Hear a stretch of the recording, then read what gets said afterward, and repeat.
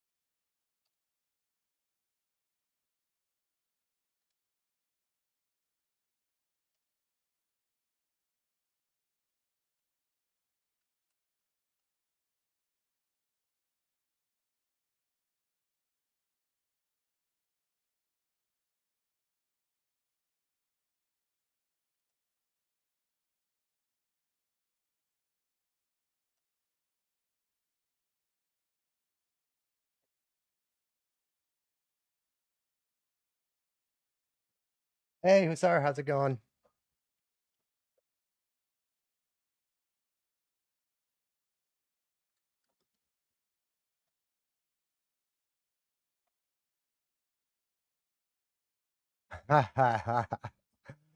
That sounds amazing, dude.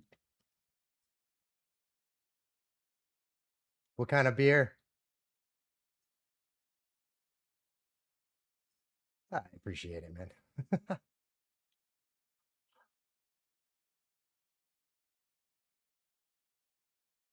How'd the studying going? I feel like beers is celebratory.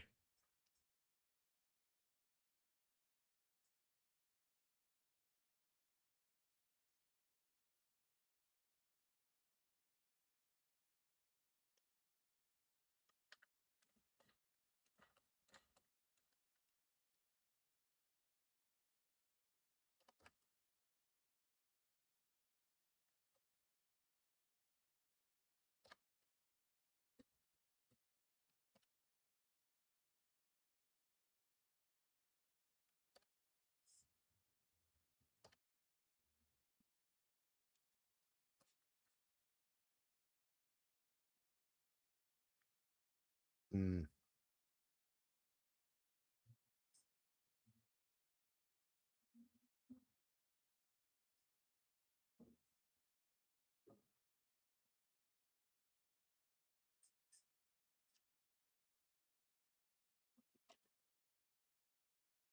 Well, I'm rooting for you, bud.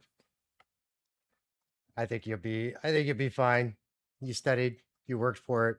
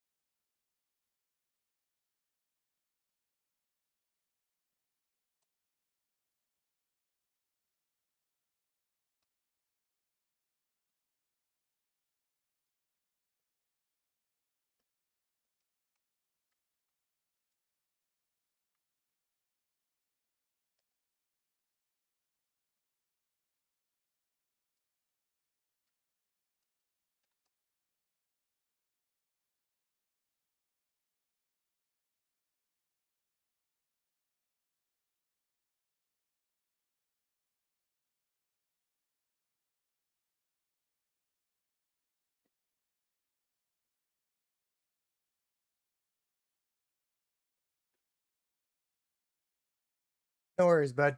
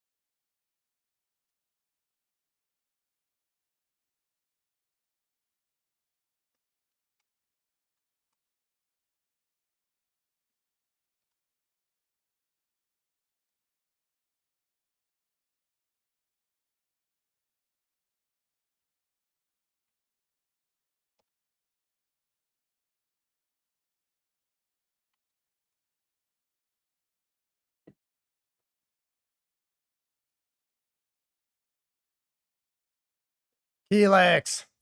Yo, welcome back, bud. How you doing today?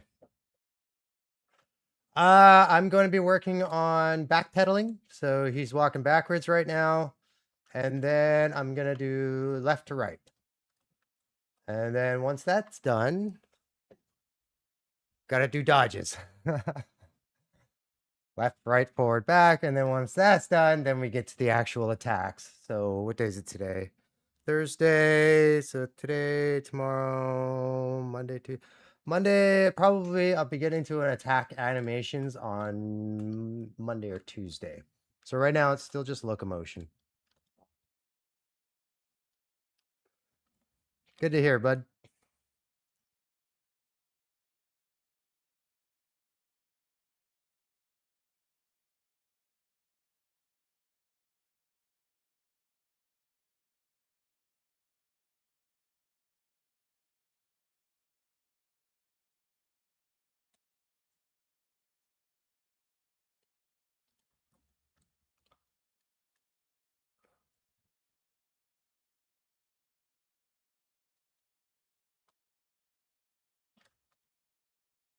No, it certainly cannot be finished in a week.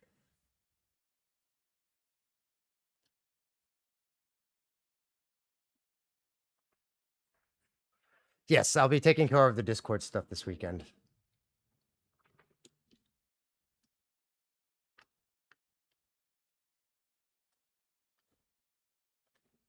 Oh, it's all good, man. It's something I got to do. It's part of the process of trying to build a community.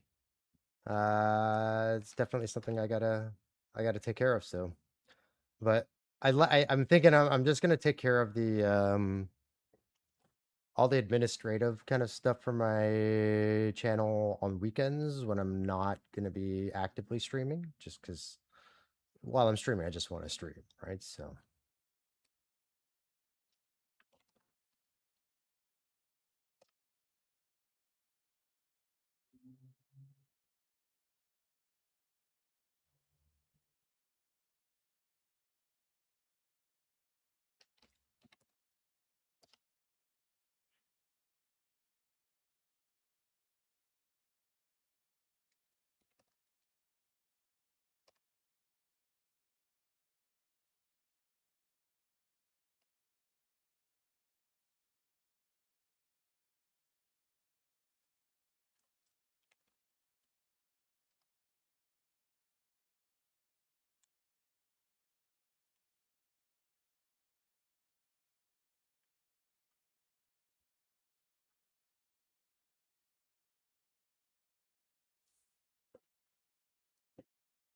Well, that sounds pretty cool. I probably could. I'll have to tap you for some help then, because it's all relatively new to me. I don't know if I'm gonna need.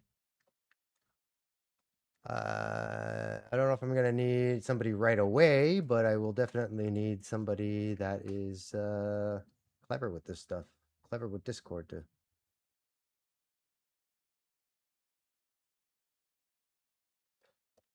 help me out. Yeah, yeah, that's basically because they're basically it's a looping pattern, so it should look visually like it's looping, right? Or it's doing the same thing over and over again.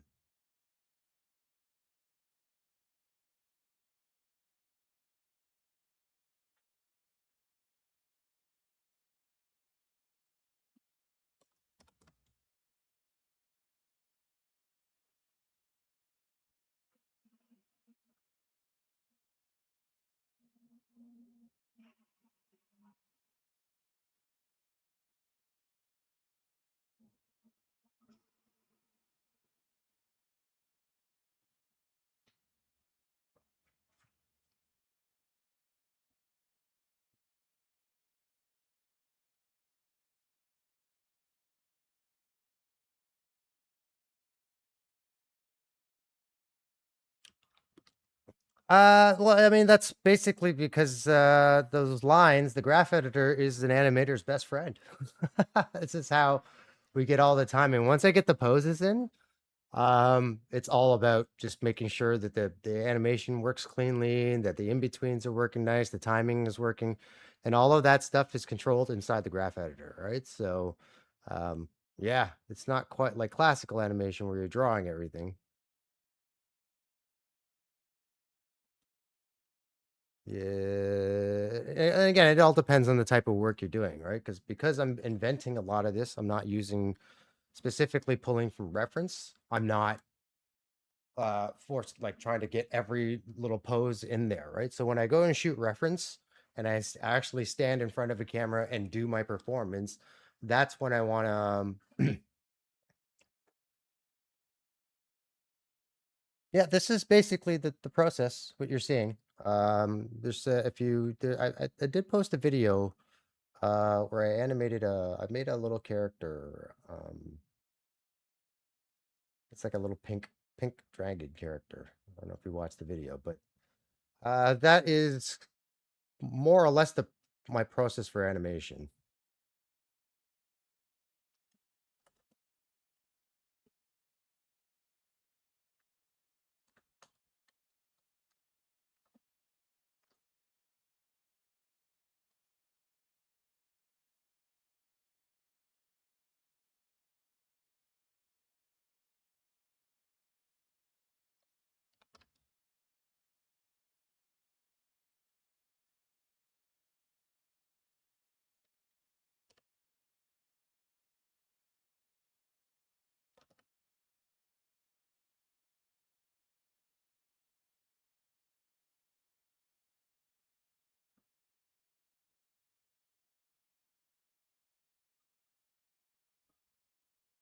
That's some crazy multitasking you're doing there, man. I'm the type of person that really can only focus on one thing at a time. I can barely even listen to music and work at the same time.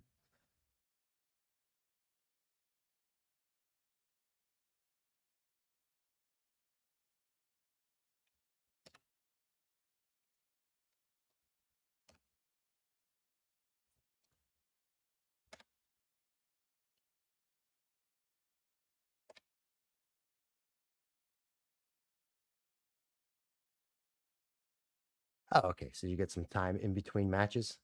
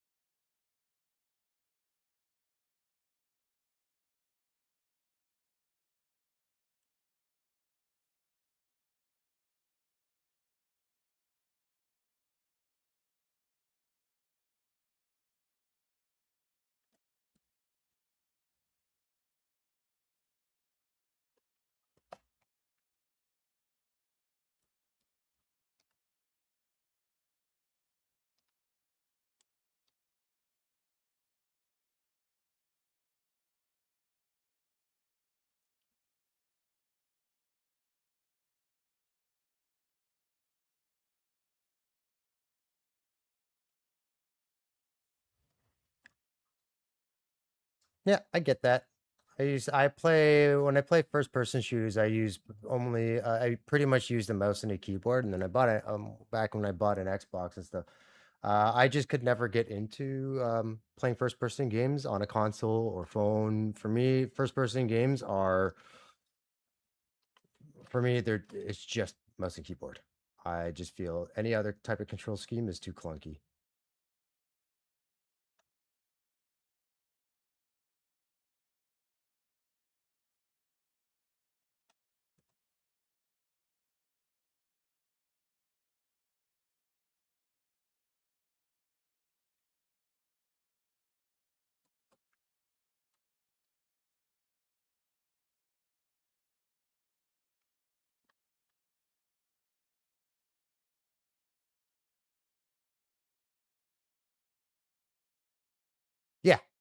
Yeah, yeah. That's definitely one of the big factors of it too. So is you when you the aim assist on console and on phone is I don't know.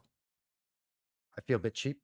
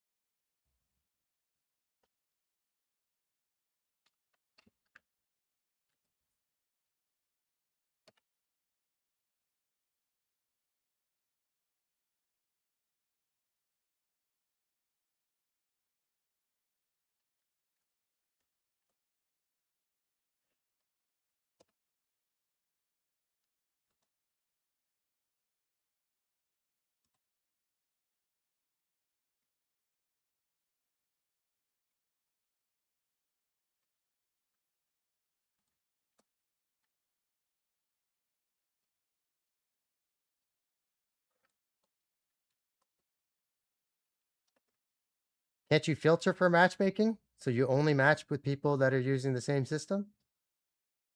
Or it just takes too long that way?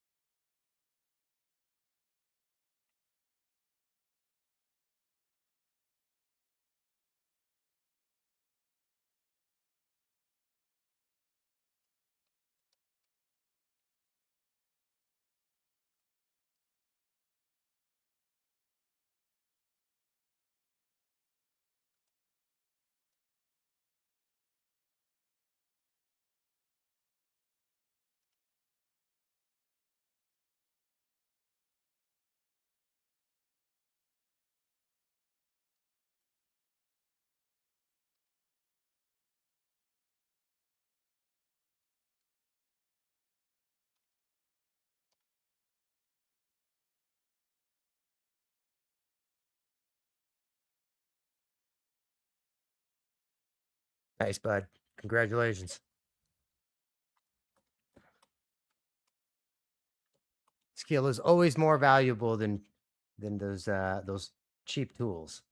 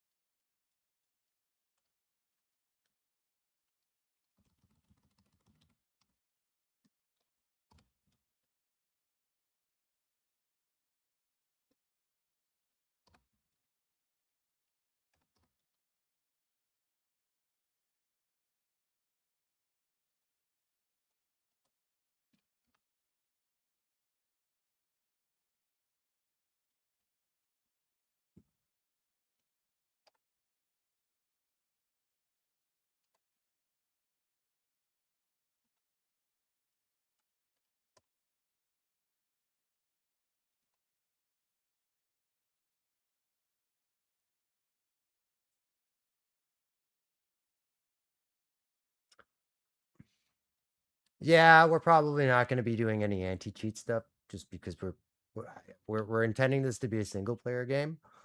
And if we do co-op, it's going to be peer to peer because we don't have any money, so we can't host any servers. So I suppose you can cheat in our game, probably, but the only person you're cheating is yourself. So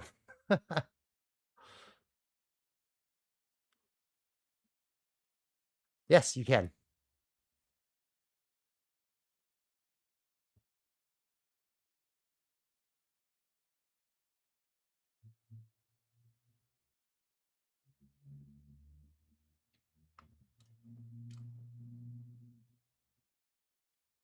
Good at doing cheats.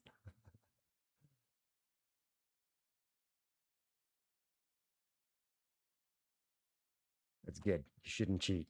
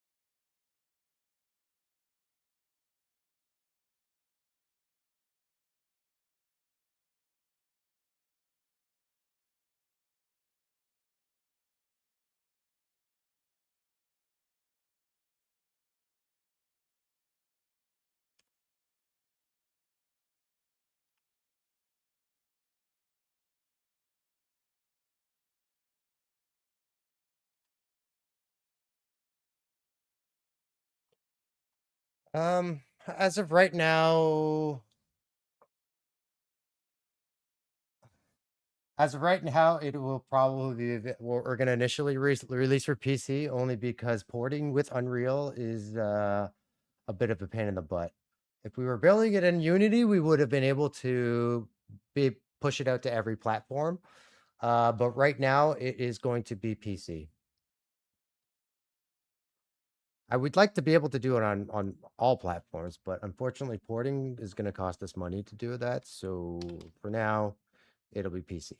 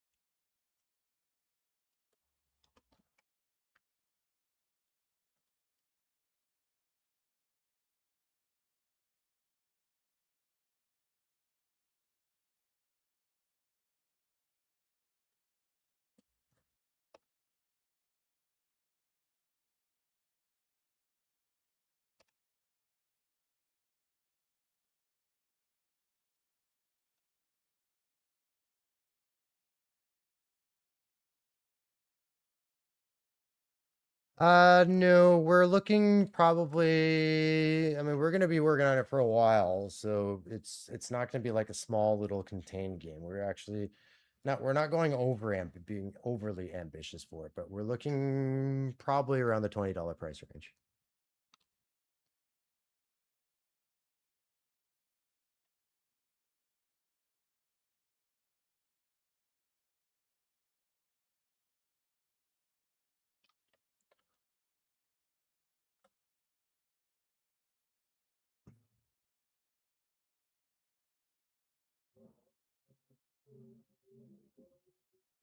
Yes.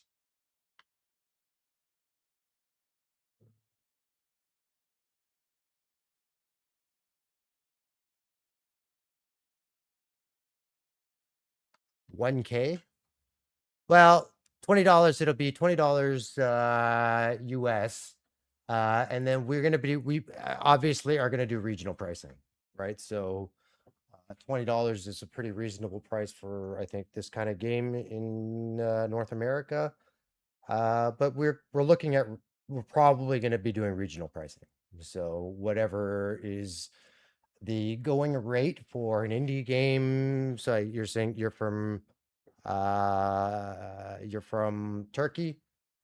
If the average price of games in Turkey is at about $4 or $5 or whatever that currency is for you guys, that'll probably be that's where we will price the game, right? So it'll be relative to what's appropriate for your country, what a video game price is relative to your country.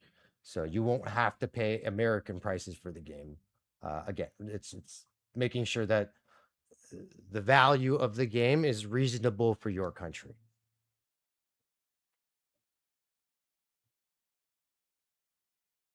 I will do my best. I don't know what the conversion rates are going to be. I have no idea what the conversion rates are going to be like for Turkey, but I can promise you our goal is not to maximize how much money we're going to make. Really, this is just for us to make a fun game that people actually want to play.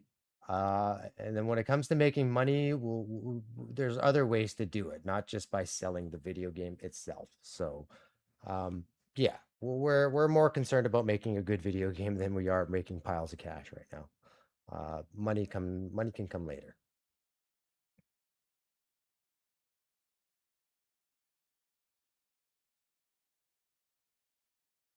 Okay, 230 TL. What currency does Turkey use?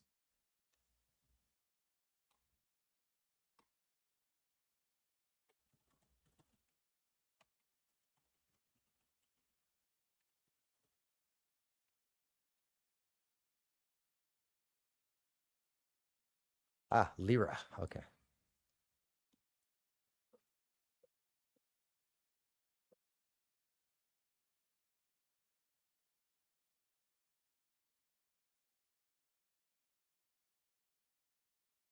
Yeah. So whatever the price for the of lira is reasonable for video games in Turkey, that's where we're going to be pricing it relative to what the market looks like, right? So we want our I'm hoping we want to get our games in our game into other countries.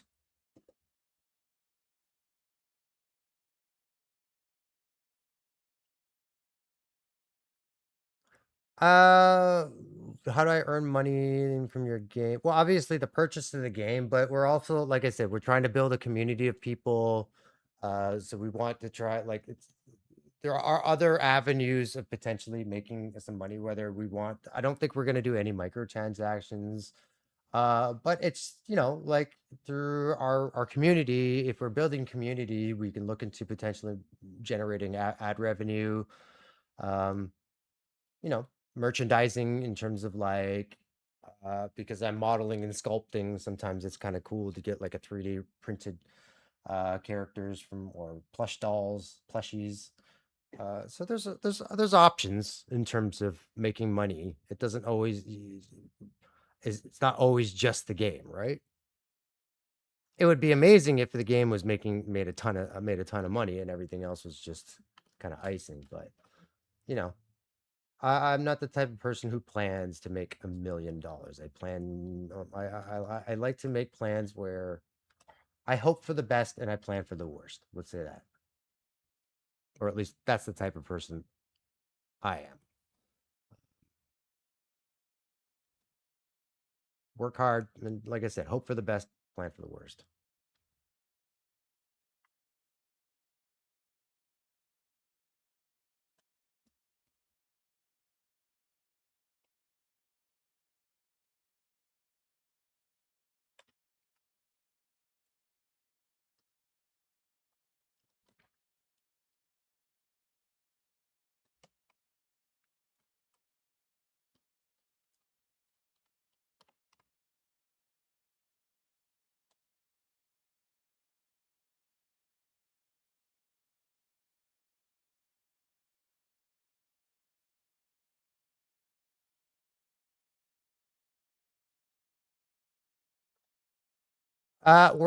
So the plan we're trying to go with is we're going to go early access first. So if you buy into early access, you basically get the game really, really, really cheap, like really cheap. So early access, we're looking probably five, maybe $10, depending on where we're at, but probably around $5 for early access. And we're talking early alpha access because we want to reach out to the community, to people like you, as much as possible to help us to work out the design of the game and tell us whether or not the things that we're putting into the game are actually fun, right? Or and then help us obviously to find bugs and bulletproof the code. Um, but if you're looking we want it to offer it up to people who are willing to contribute so we can give it to the game to them for cheap.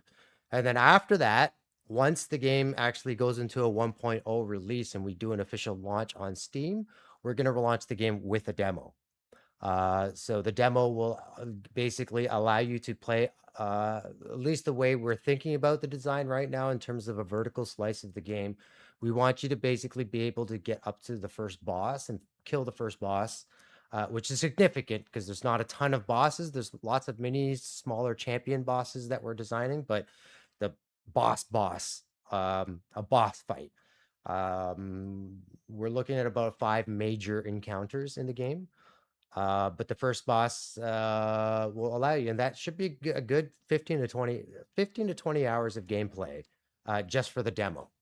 And then the totality of the game, we're hoping to aim it around based on all the loops and the game loops. We're probably looking at around 40 to 50 hours to finish the entire game.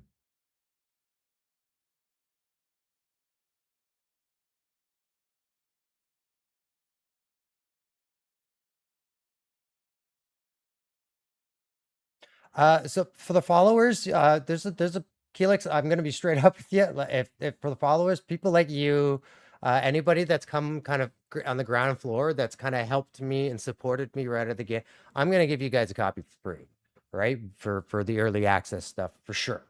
Because basically it's like for playtesting. Trust me, I've literally written your name down on a little a notepad that I keep on on my the sticky note app. Um, and I want you guys to get a free copy to as a playtest. So when we start playtesting the game, and this is even before we do an early access launch. So just so yeah, for free. I'm just gonna give it to you guys because your opinion on the game is gonna be worth more than the $5 I'll get for early access on it, right? So uh, I want you guys to play the game, and then I want you to record and not record, but tell me what you guys think, right? Because it's important that we get people to play the game before we even introduce it to the general public. Because if I give it to you and you're like, oh, I don't really like this is kind of boring, right? And I want you guys to be honest, right? Because I've got pretty thick skin. So when it comes to getting criticism, I've been an artist for 20 plus years. So when people crap on my work, it's okay because I know it comes from a place where they're at least trying to improve it. And that's what I hope is going to happen, because you've been here almost like every day. Like, and there's a couple of you that just show up all the time. And I definitely want to make sure that you guys are get access to the game because your feedback is gonna be incredibly important for me to actually make a good game, right? Because your opinion matters, and you're obviously enthusiastic and curious about the process. And I think it would be cool to see you're watching me do all this work, but but it almost like it doesn't go anywhere because I kind of just do the animation and then I allow it, and then eventually I will be showing you guys the Unreal process. So I'll be implementing the animation into the game.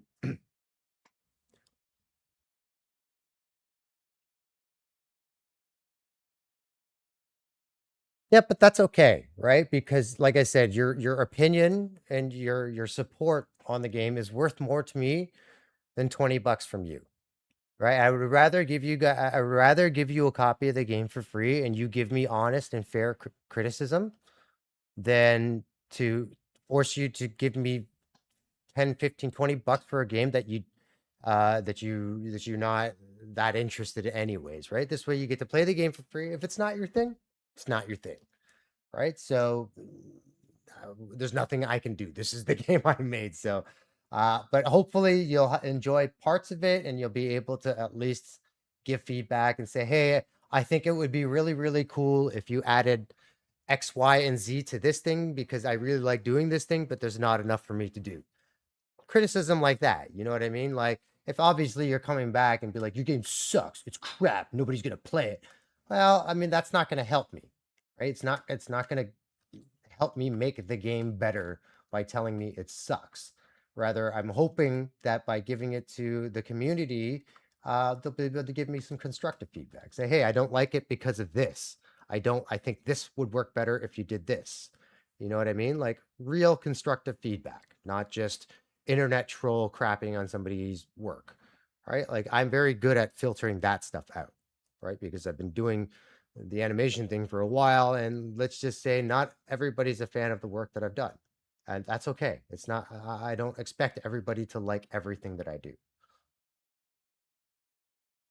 It would be pretty awesome and pretty magical if everybody loved everything I did, but unfortunately, everybody's tastes are a little bit different, and you can't make one thing for everybody. All I know is these are the kind of games that I like to play, and if you like these kinds of games too, then maybe you'll like it. Exactly, right?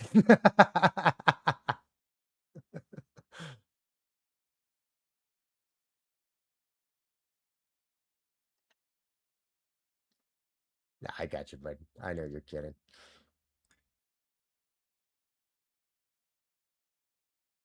Yeah, no, you guys have been really supportive, and I want to make sure that that support is rewarded. by at least giving you the game, right? Because I'm hoping we're gonna get rid of more than 2 copies of the game. So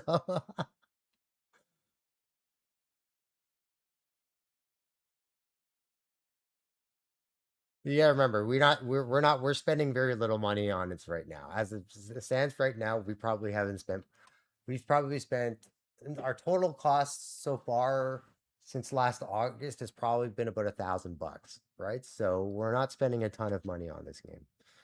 We're hoping that we can build it pretty much with our own skills and minimal outsourcing. But I think we will have to eventually to get music and stuff. So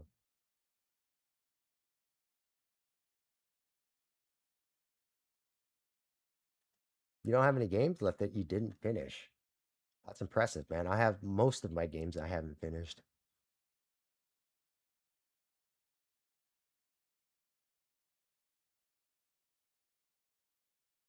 Yeah.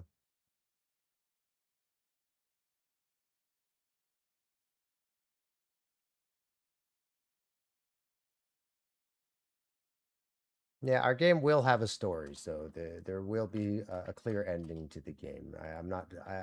I'm not a fan of designing or games that are designed to play forever. It just doesn't make any sense.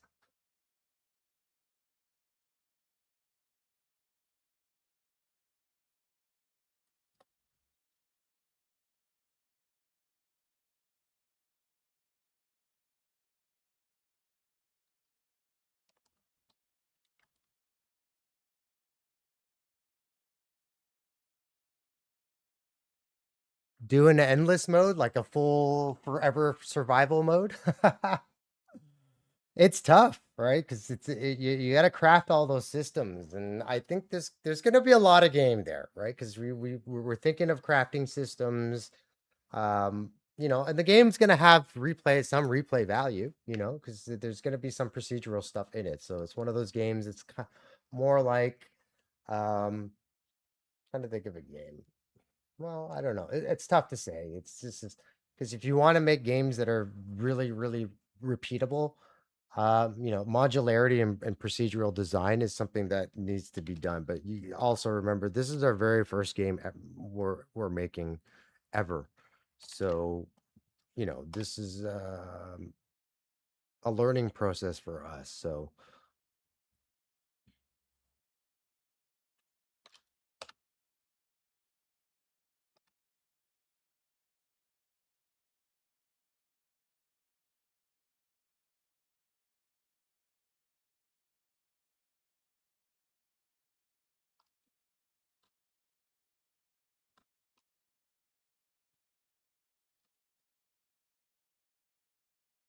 yeah, that's pretty much the core of this game, or at least the core concept is going to be a survival game, right? So I'm hoping that there's going to be enough content in there so that you can play the game a couple of times.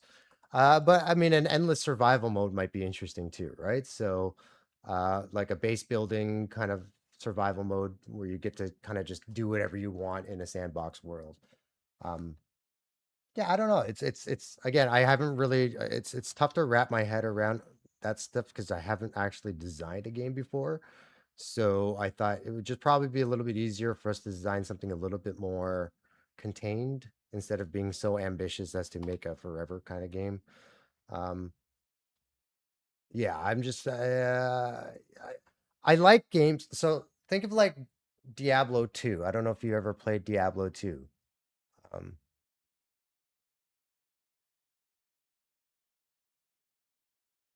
Yeah, so like Diablo 2, there's like that drop, so there's this a reason to kind of play it over and over and over again. And I think that's more along the lines we're trying to go for. Do I have a job? Yes, I have a job. I'm currently laid off right now, temporary laid off until July. So my job doesn't start again until the beginning of July. So I have some time off. That's why I'm doing a lot of animation in Blender. Well, Diablo 2 is considered one of the greatest ARPGs, action RPGs ever made. And that game has a very clear ending. But what makes the game really, really fun is the loot system, right? So you're constantly trying to get. Mr. Llama SC is a YouTuber who plays Diablo 2. I think I saw him get Shakos for the first time ever as a natural drop, not a trade or a dupe, right? So it's one of those things. And this game has been out since what, 1999, and he's played it since the release date, 1999. And according to him, it's the first time he's ever got the Shakos to drop. All right, so um, there's a kind of this drop a loot system, a loot table, a system where you could get cool loot or something like that. We're still trying to figure out. I'm not a huge like, cause then we got to, the only problem with a loot system like that is we got to design all of that loot. And then we got to do a balancing table, a damage table that balances out all of that stuff too, right? So it can be very, very, very time consuming and very, very difficult. Whereas a crafting system is a little bit more simplified because we don't always have to change the look of a weapon. We can just say, okay, it's been upgraded, right? So uh, if you do a loot system where you actually, like in Path of Exile or something like that, where you actually get a sword, a drop to sword, even though they still haven't implemented swords yet in PoE. I don't know. Maybe they did. Maybe they did. I don't know. But if you then have to then craft every single one of those swords. Each one then has to have unique stats. Each one has to be named a unique name, and also they all has to have to have unique designs. So that just becomes massive on assets, right? And we're already right now at a point where we got to design all the characters, we got to rig up all the characters, we got to animate all the characters, and then they're all, and it's not like they're all going to be using the same animation, right? So a dragon can't use the same animation as a human character. So it's just trying to manage how much work that we're going to have to do on the project, and not killing ourselves to get it all done, or putting ourselves in a position where we have to abandon this project because we've we've we've got too ambitious and are too many features or too many different things in order to get the game to work, right? So everything needs to be measured. When there's only two people working on a game, you have to be very, very careful about how you spend your time and money.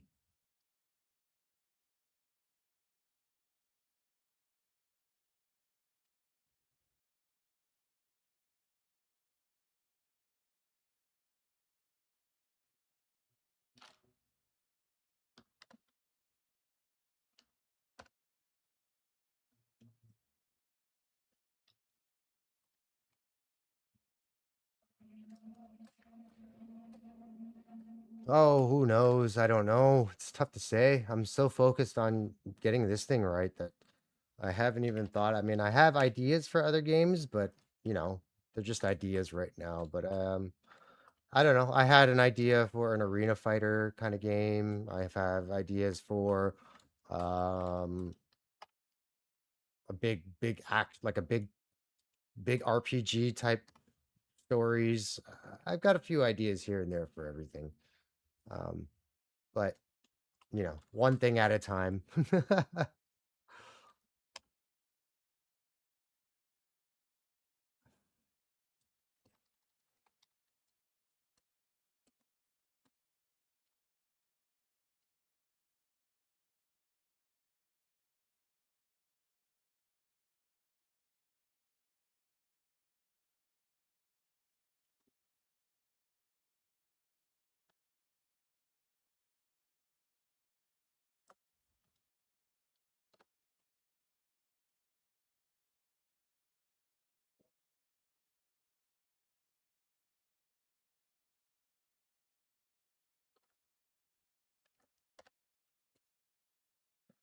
Welcome back, Usar.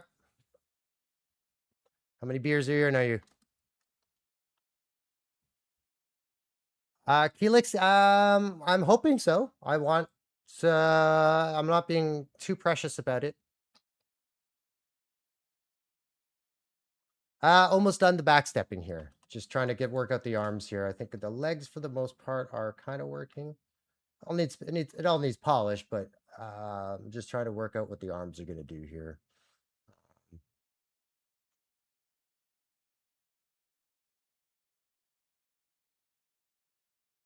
I mean, it feels weird because he's walking backwards, but it's okay. Yeah, it's just still a bit clunky, but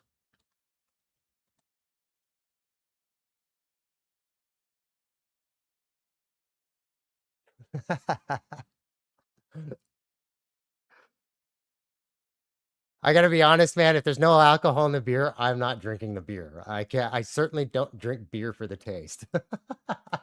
But I guess if you have like a fruit kind of flavored lager or some sort of beverage there, that's okay. I don't think I would drink beer if there was no alcohol in it. I don't know who drinks beer just for the taste.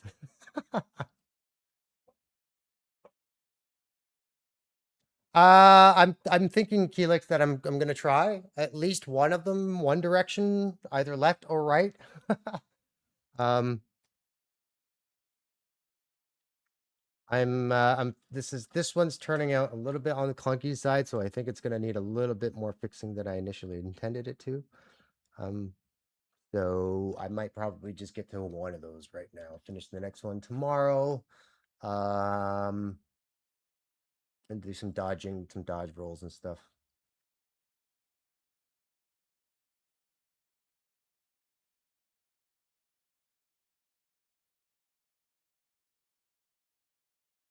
Ah, whiskey man. Unfortunately, I'm not a big drinker. Never really took to drinking. I'll have the occasional sip every now and then, but for the most part, I don't drink very much. In fact, I don't think I've had a drink in the last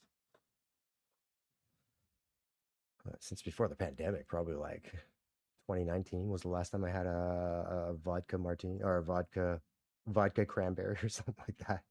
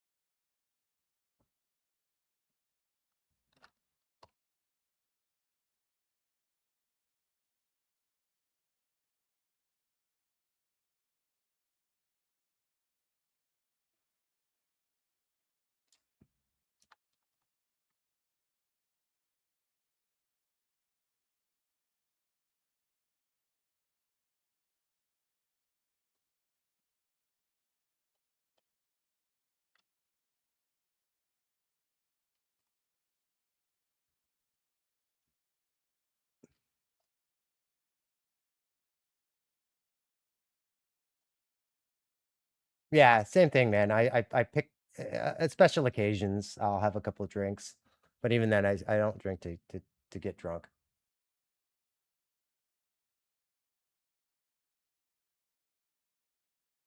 Thanks, dude. Starting to get there. Like I said, I feel like it's a little bit on the clunky side, but that's okay because at this phase, it should feel a little bit clunky, not too clunky, but um,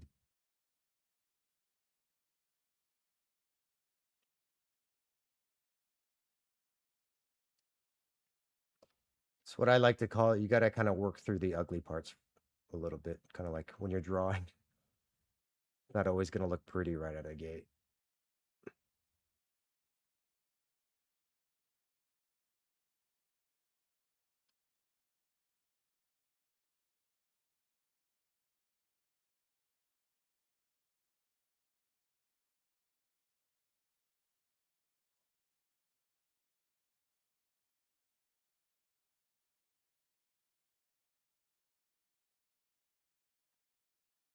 Yes, this is part of the combat. So right now, this is kind of like the combat mode. So when he's walking, everything's. The goal of this is because it's a survival game. I don't want it to be too action like snappy action where you're hopping all over the place. Like it's not going to be like God of War, right? It's going to be very much. If you play Valheim, or even V Rising, slower, more thought-provoking thought combat. So you have time to think, but it's going to be difficult, right? Like, um, preparation because it's a survival game. Preparation is going to be essential for this kind of game, or at least that's what we're thinking. We want players to think about how they prep for fights, right? Because you'll be able to see the guy in the distance, and then you got to have, oh, it's this thing, or maybe it's a poison. You need anti-poison. We want you to make sure you're taking proper steps before you get into the fight. Cool. Thanks for popping in again, Felix. You're it's always appreciated. Your support is always appreciated, brother. Thank you so much. Have a great night.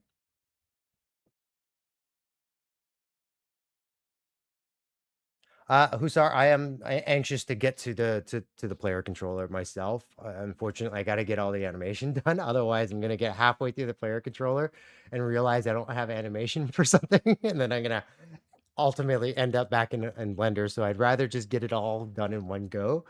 And then this way, when I come back to it, it's just tweaking things, right? Making sure things line up properly, making sure blend frames work well.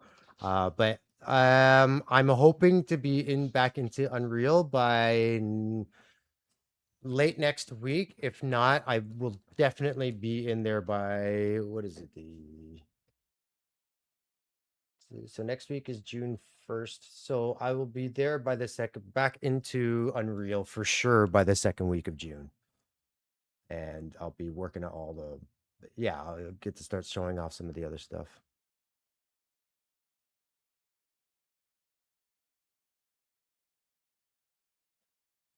Yeah, I mean, yeah, I played with Unity for a bit. Blueprints is actually pretty awesome. If you get a chance to try out Unreal, I would give it a shot, because I found I was very apprehensive about blueprints initially because I come from all of my background. Anytime I did do any sort of coding, so I did coding in high school and a little bit in college, nothing as advanced as you would see today. So I was using like Turing and Pascal and C, HTML, Java, JavaScript.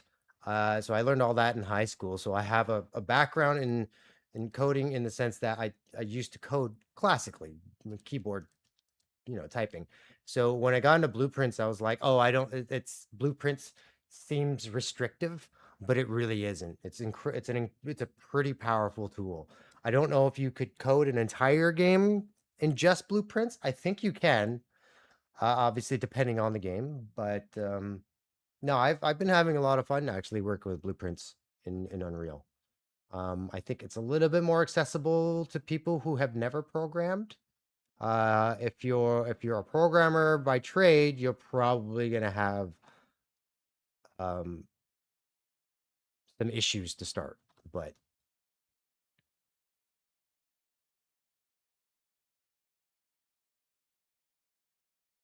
yeah, it's basically just node. It's a node-based programming, right? So it just takes all those nodes and converts it to code. So you can actually cut and paste all of that, just as almost like regular code. Um, it's yeah, it's a bit weird at first, but it took me a second to get used to. But I actually kind of enjoy it now because I've done node-based work on other things, like Nuke. Even Blender has some node-based stuff. So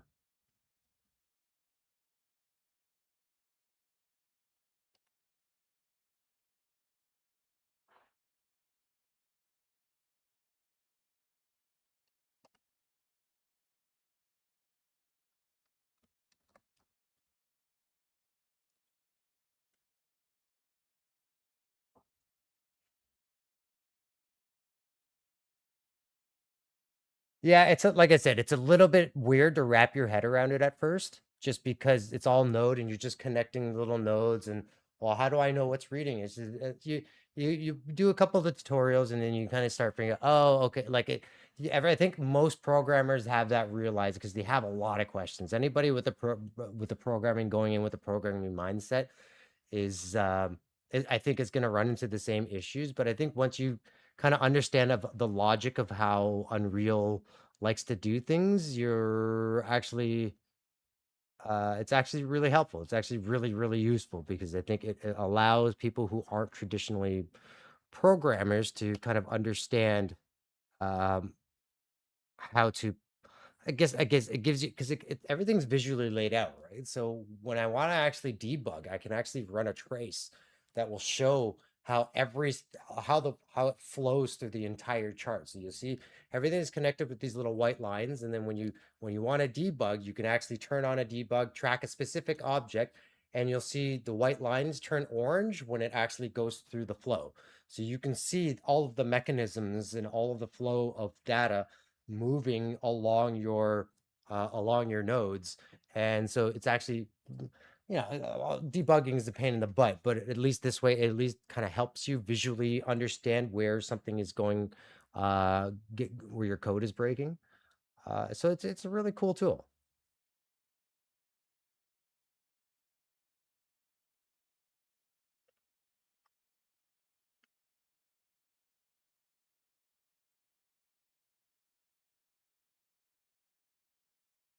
Yeah, I mean, when you're not used to it, it definitely has this kind of spider webby kind of feel to it, and it can be really, really confusing. But I mean, largely it's because if you don't know, you don't know yet, right? So it's a little bit of experience, I think, ends up kind of helps clarify what you're looking at.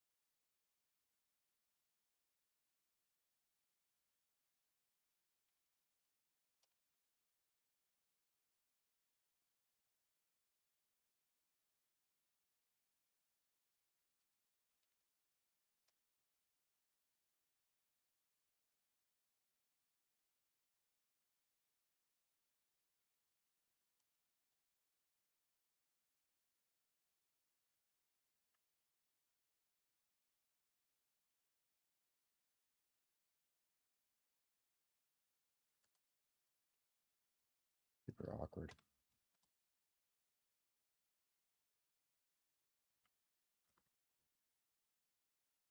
I think this is just too much.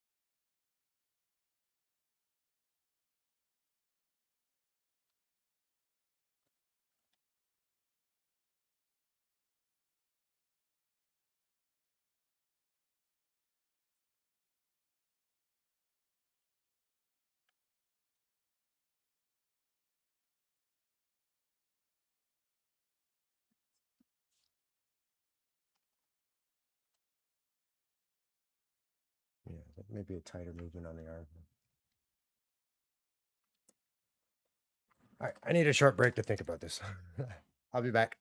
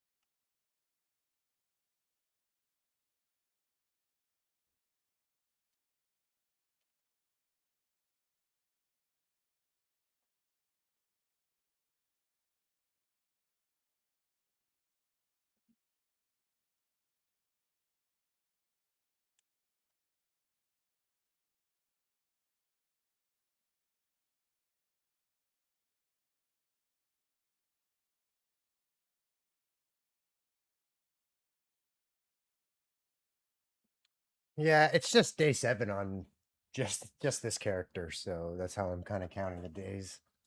The orc, yeah, the orc, that's part of the game as well too. That's kind of our first. There's two bad guys right now. There's a skeleton that wields a great sword, and the orc with the sword and shield. Yes, but that's part of that's kind of like our first level of our first tier of enemies. And then, so what we want to do is kind of min max. So we have our first tier, and then what's the max tier, and then we kind of build out everything in between, right? So, the next thing we're going to be doing outside of after the player controller is the first boss fight. So once I'm done implementing the player controller, I'm going to be moving on to modeling. I think it's a dragon. I'm pretty set on a dragon right now. So um, I'm gonna do some sort of low poly dragon, and we're gonna kind of work out the first boss fight and see what kind of boss mechanics we want to start working with and whatnot.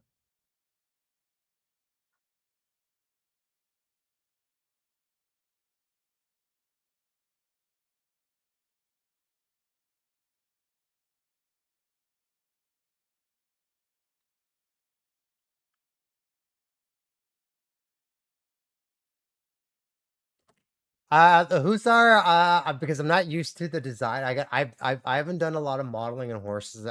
I guess it's not too different from a dragon, structurally, but the Hussar is something I'm definitely going to start concepting. But I already have a concept for kind of a dragon that I want to work with. So I have this idea for a dragon. It's a bit chunky, it's a bit on the fat side.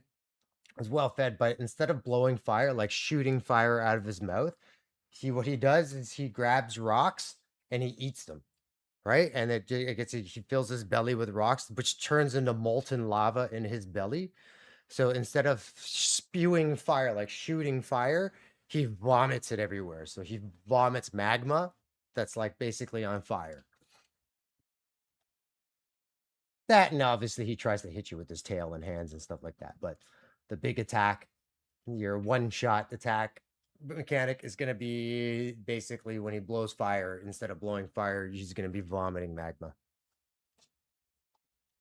which would be super interesting to do because that's going to be support. We got to support that with some effects as well. So yeah, I'm not 100% sure how I'm gonna do that with I gotta learn a bit of Niagara to get that accomplished. So it'll be interesting.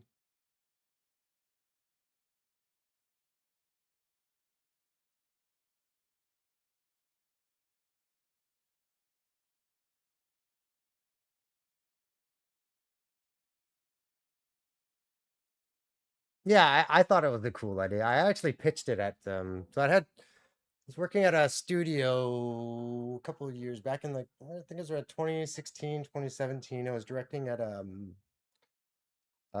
place where we're doing more children oriented stuff, but we were kind of foraying into more adult oriented work. And I pitched the idea of the dragon, and there was another dude there that he wasn't particularly enthusiastic about it. But I've always liked the idea, and I've been trying to find ways to implement that into a project. And it just turned out this was a good one to work to do it with. So I'm gonna try that out and see how it goes.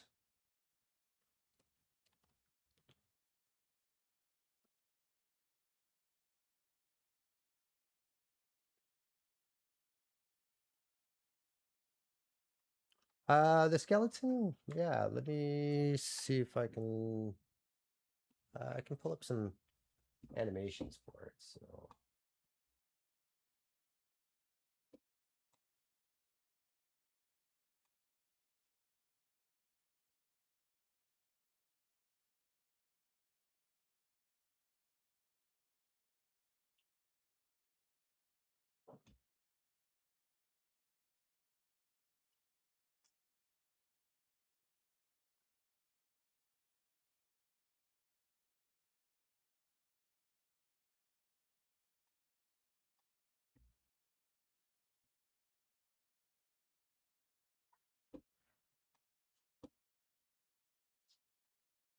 So this is the first. He's vanity. This is his idol. So when he's just standing around waiting for a player, this is what he looks like.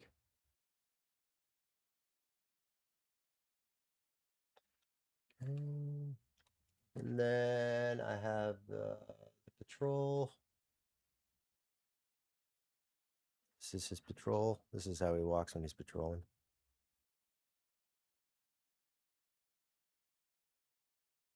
Oh, these are Cinti assets. So he kind of like walks, dragging his sword around. And then he does a. This is what he looks like when he spots you and he starts chasing you.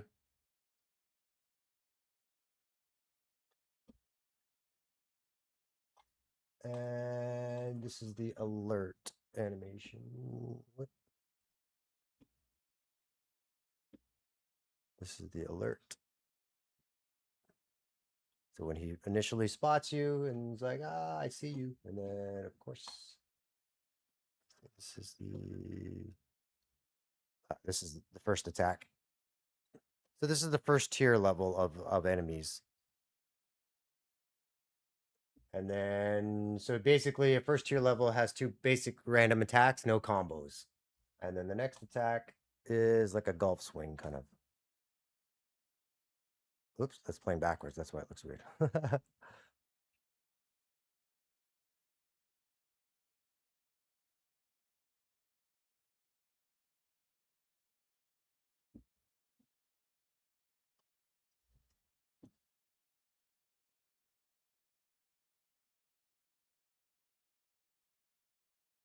Yeah, I mean, that's partly what we wanted to, like I said, I'm leaning into my own skills, which is animation. Obviously, I can model, do all the other things, but the animation is the thing that I've been making money doing. So I was like, okay, well, this is what I'm good at.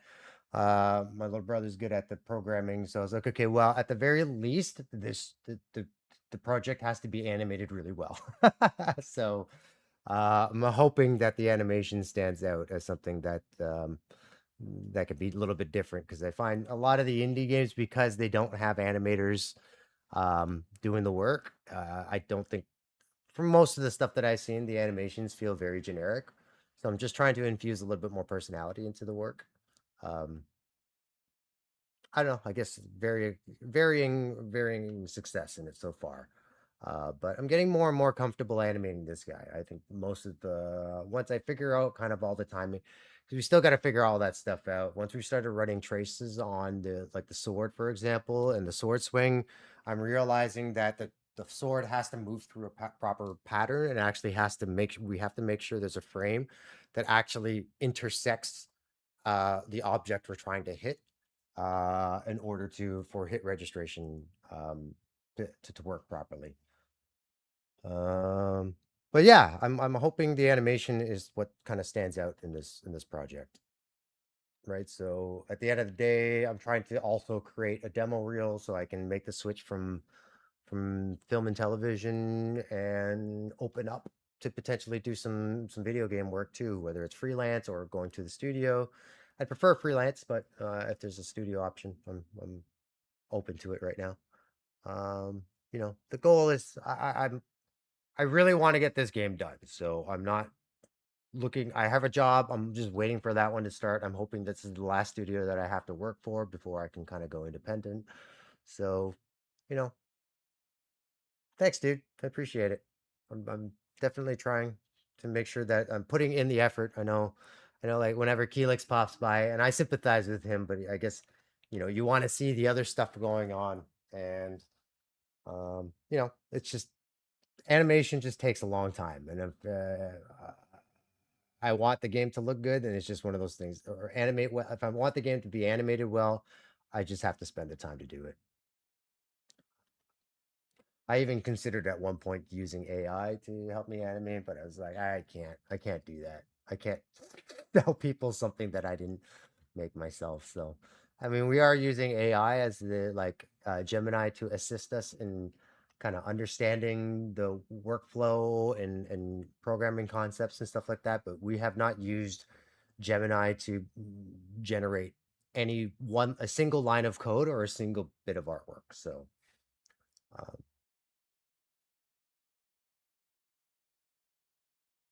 at least we have that. Oh no, no, I didn't get a new job. I'm basically so what it's basically a temporary layoff because there's a shortage of work coming in from Hollywood. So I've basically been laid off since January, since basically the beginning of February. And so we decided that I've just been working on this project pretty much ever since, right? So, well, we had another game that we were working on. This one is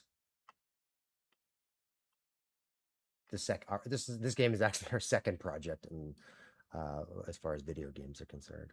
But no, I start my job back in well, my temporary layoff ends in July, so I got another month off of work until I gotta go back.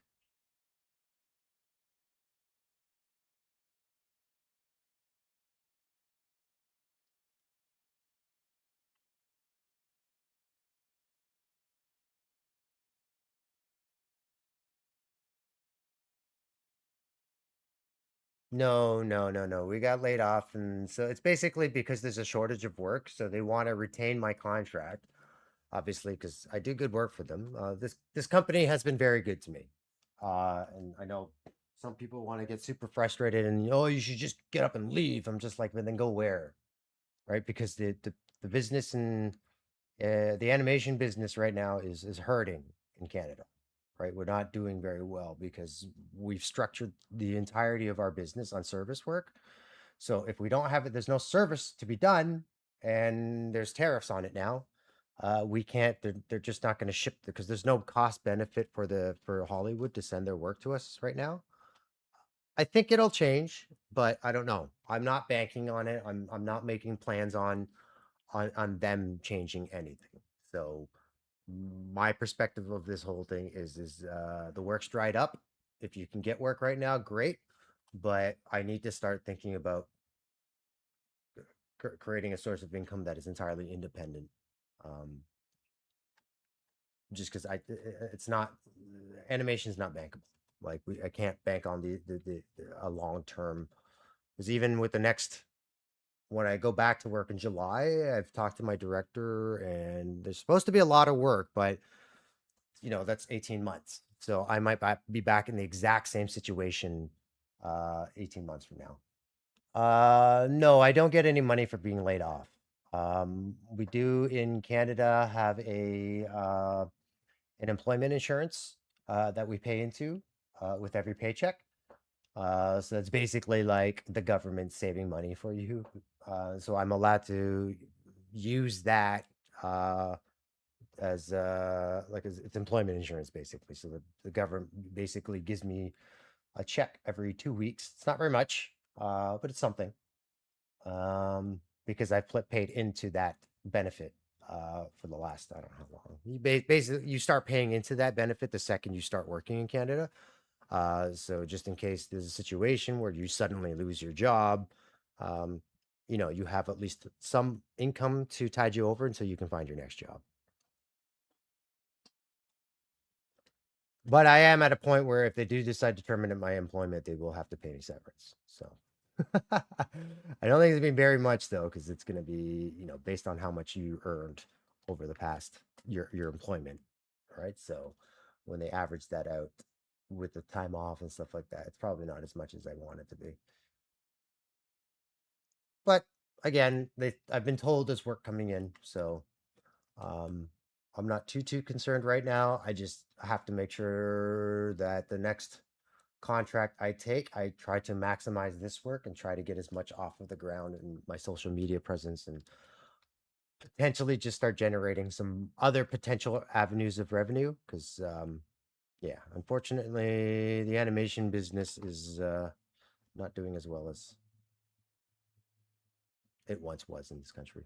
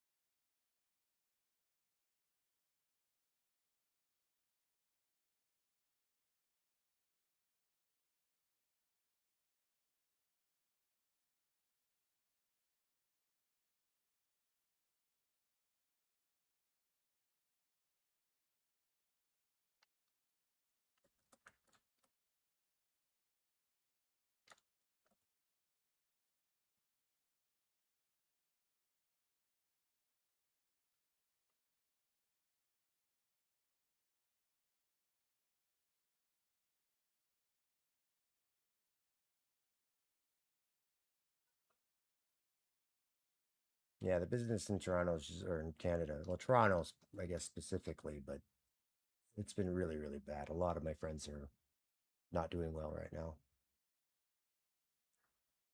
Some of the people that I never thought, like some of these guys were really, really talented. Some people that I used to work with were super talented, super hardworking people. Even they've found themselves out without a job and or laid off, or even just their studios have completely shut down, which that's happened quite a bit in Toronto as well.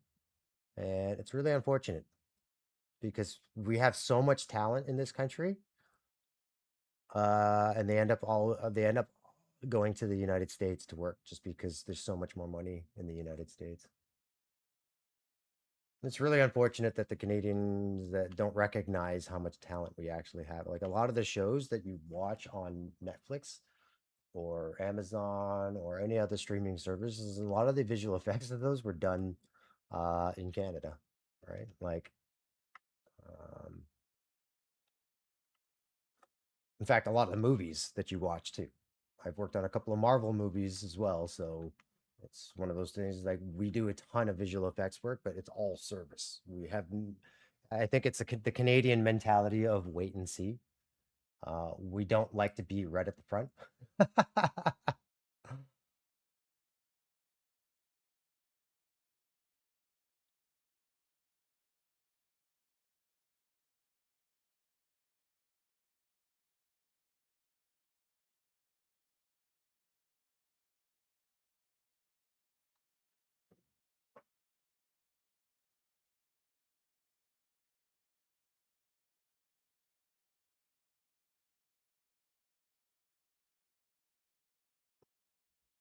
Yeah, it's pretty cool to work on Marvel movies, but I think once you've worked on one or two of them, you just lose the interest in it because it's the same thing over and over again. It's not really a challenge for animators anymore, or at least VFX wise. It's starting to it's become run of the mill. So even when the producers, the head of the studio is like, "Hey, we need to go out and get some more work. Do you guys want more Marvel movies? Do you want to try something else?"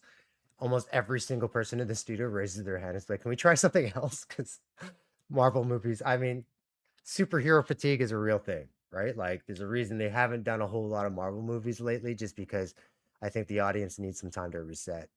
Um, I'm not a huge fan of them, anyways. I just enjoy them because it's work.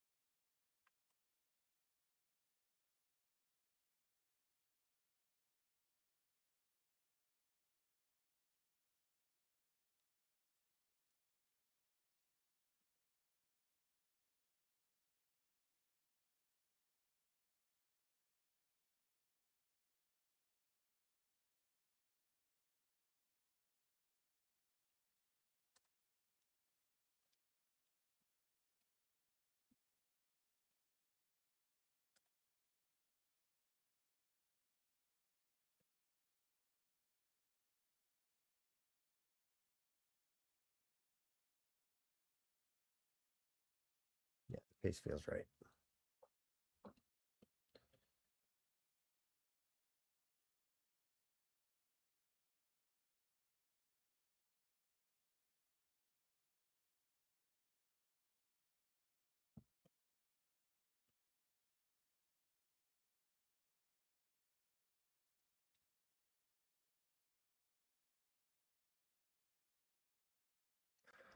I think we're gonna be doing more of a sandbox kind of um direction, just because again, minimizing the amount of work as NPCs, that's a whole other another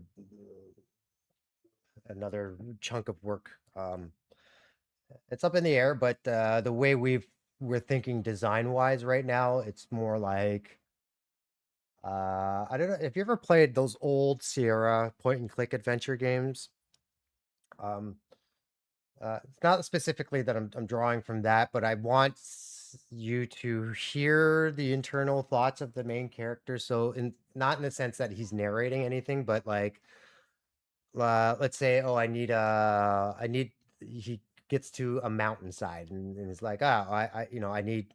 Yes, like pretty much like Valheim, right? Very open, but there's so the old Sierra games basically have this internal monologue. So when you go and try to do something, it will remind the player, "Hey, I can't do this yet, or I need something." So like, let's say you go up to a mountain and you can scale the mountain, but you're just like, well, you'll have a moment where it'll pop up like a little text dialogue and be like, I think I'm gonna need something to help me climb this wall, which gives you the clue that you can climb the wall, but you obviously need something to climb it. So like a rope or something like that, like a rope and a hook. So I don't know, whatever. But the point is there's some kind of internal dialogue mechanism mechanic in the game that when you click on something or when you try to do something you can't do it, it's not going to be just like, oh, I can't do this. It's more, if you can do it, it's going to kind of caveat by saying, oh, I need XYZ in order to do this thing, right? So this will help us replace any, like, because typically what they'll do is they'll get an NPC to tell you to do something. So, oh, you talk to the old man who tells you to go here and go pick up this thing so that you can unlock this chest to get this item. Whereas I'd rather you kind of go there and you get to a chest and then you try to open it and you're like, not opening. I could smash it, but I could ruin what's inside. I should look for a key, right? Like, or I should look for something that will open this thing. And that will kind of hopefully signal to the player that this is the mechanic that you need to find, the red key card to open the red door, right? We're hoping to make it as organic as possible so that we're not trying to hold the player's hand and guide them. So it should feel natural. You see a chest with a lock on it, you should assume that it's going to require a key to open or something. Yeah, that's just an example. I haven't specifically thought about any, like, there will be a situation, for example, like, so we're doing different biomes, and one will be a meadow biome, which would be like a warm, summery kind of vibe, and then we have a winter biome, which is in the mountain regions, right? So, but in order to venture into the mountain region, like in Valheim, you're going to have to craft warm enough clothing or gear that's going to allow you to resist the cold temperatures um, in order to access that area. So we have basically these kind of like level gates that occur within different areas. So in Valheim, for example, you need poison resist to travel into the swamp, and then you also need a key to go into those little areas. I guess I don't know. They're not the burial chambers. They look like the burial chambers, but from the forest, but they're not. You go into them to mine that particular material. So that's really how, like, we love the structure of Valheim, and the way the game kind of just lets you figure it out on your own. But the way the game is designed is very intelligent, right? It's the developers of this game, they very much know how to guide the player to from one thing to another thing to another thing, right? And some of that requires some measure of exploration. Like, you can't unlock building certain items until you've actually gathered those materials. So that's the kind of way we want to do it. It ends up kind of expanding the playtime a little bit too. Not that we're trying to force the player to play as long as possible, but it expands it because you're now exploration becomes highly, highly rewarded because you go and explore a new area and let's say you kill the bear in that area, which would be a difficult fight. And then you harvest the stuff and you realize, hey, you can craft like a big sweater now, right? And that should give you right? Well, that's the thing we were trying to avoid, is sticking a crow in there that pops up every single time you can do something new. versus so that's the same thing. We want to do is have an internal dialogue for the player so we don't have to introduce yet another character into the game, which is another set of assets, another chunk of programming, another all this other stuff. So it's okay, well, we can just trigger like a little dialogue table where when you pick up this thing, it says, "Hey, huh, this is like let's say for example, you kill the bear." Right? You'll kill the bear, you pick up the item, and then it will make a remark about the bear fur. Huh, this is really, really warm. I wonder if I could do something with this, right? Like there will be little clues and moments in the game where we try to hint to the player, hey, you can do something with this, right? And you're going to need to do something with this in order to do something else later. Um, yeah, so the game is is going to be structured in a very non-linear way. There's some linearity to it in terms of like you'll need to get to a certain level to access certain zones, but for the most part, you can kind of go wherever you want, whenever you want. And what gates you away from this thing is going to be the enemy that's just too strong for you. So you're going to have to go and build back, to level up, quote, level up to get to actually fight that enemy. And so we're looking for the most natural ways to gate areas as possible, instead of making it feel too video gamey.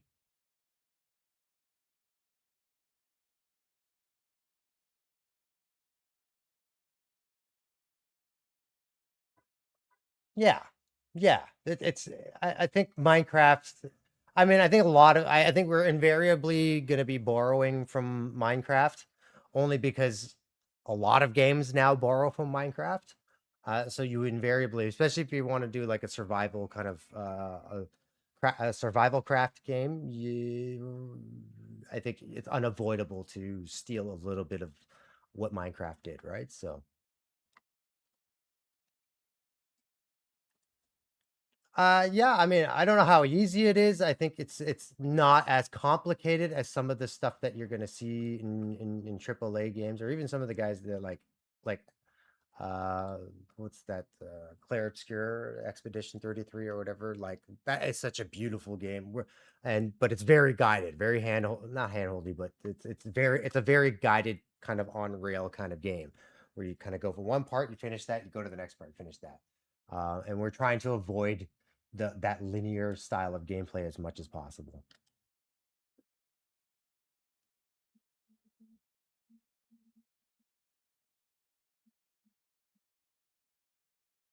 Yeah, exactly. Right. It's almost like you're allowing the discovery to add to the player's ability to understand what to do next. And that's how we want to go. We want to guide the player as naturally through the game as possible.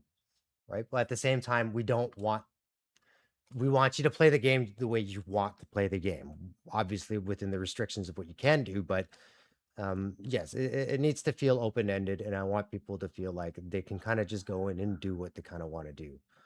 um yeah, I think Valheim, because my brother and I just we just fell in love with the game. Supposed to have some announcement this year, this month, or about the next their 1.0 release.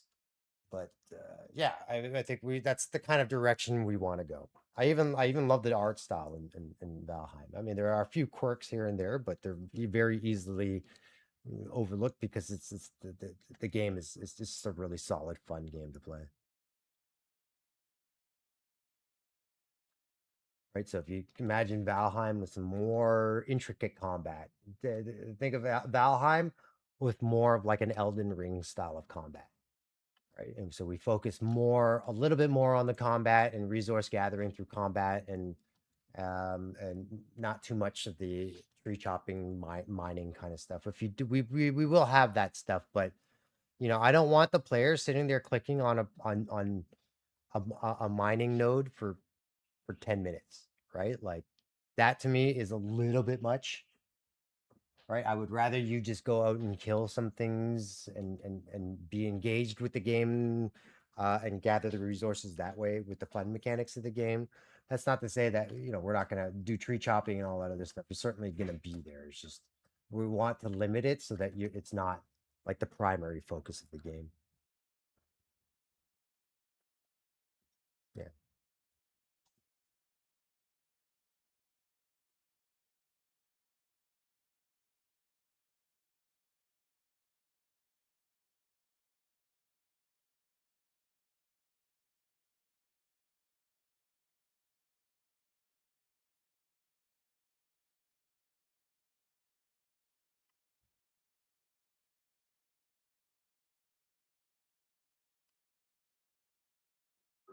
Okay, I'm gonna leave it at that for now.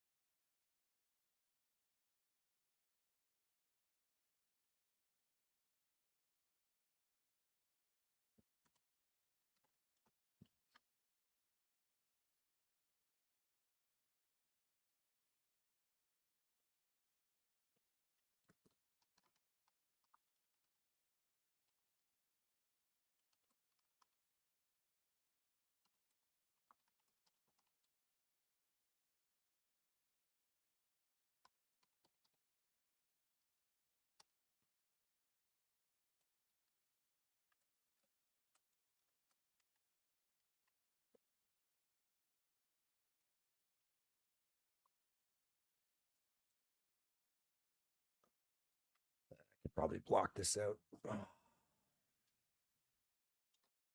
this out.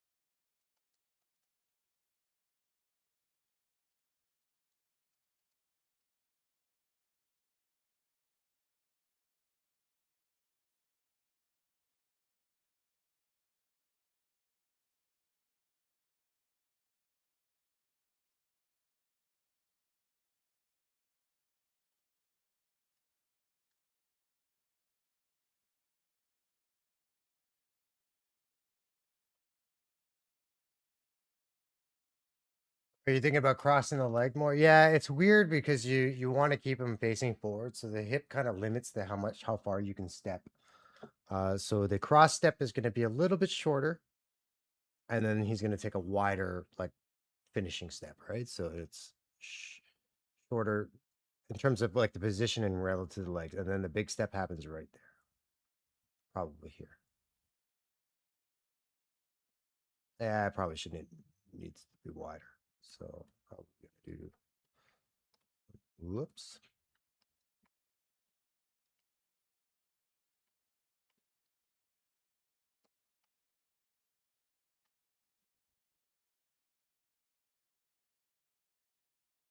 Try to be limited to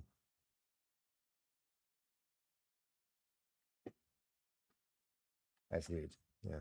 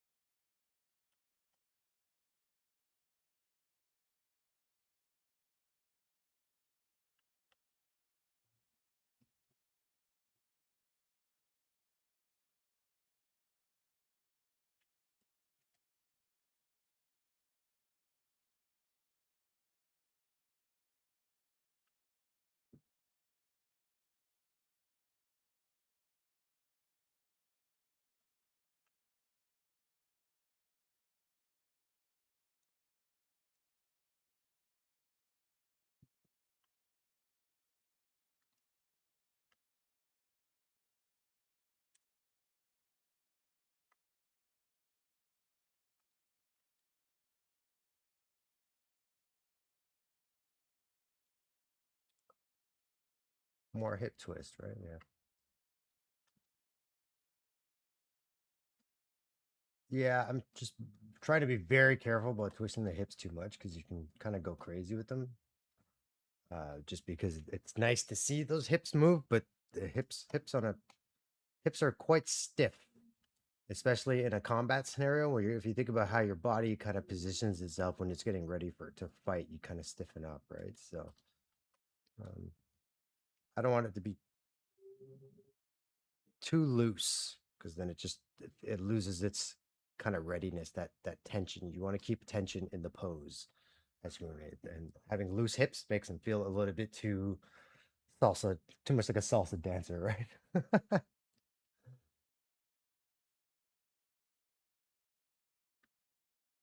Right? Yeah.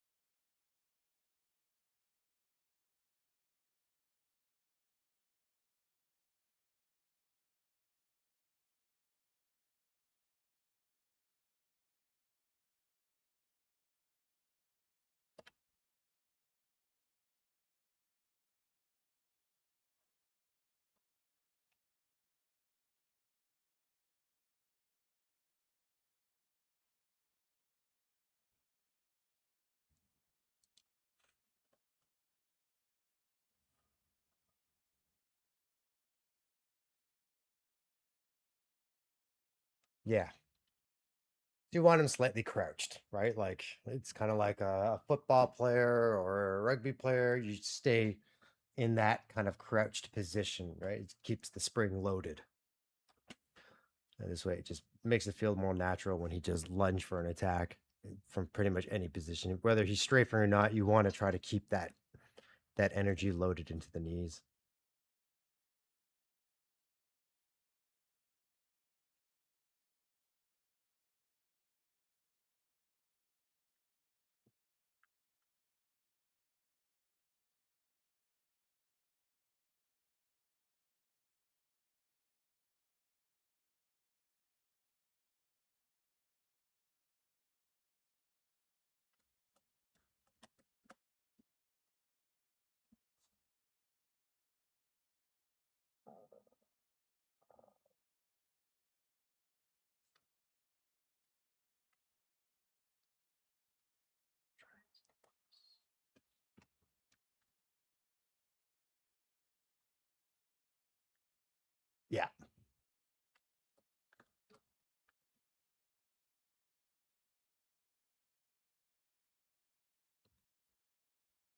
So animation wise, you're always looking for those contrapostal moments.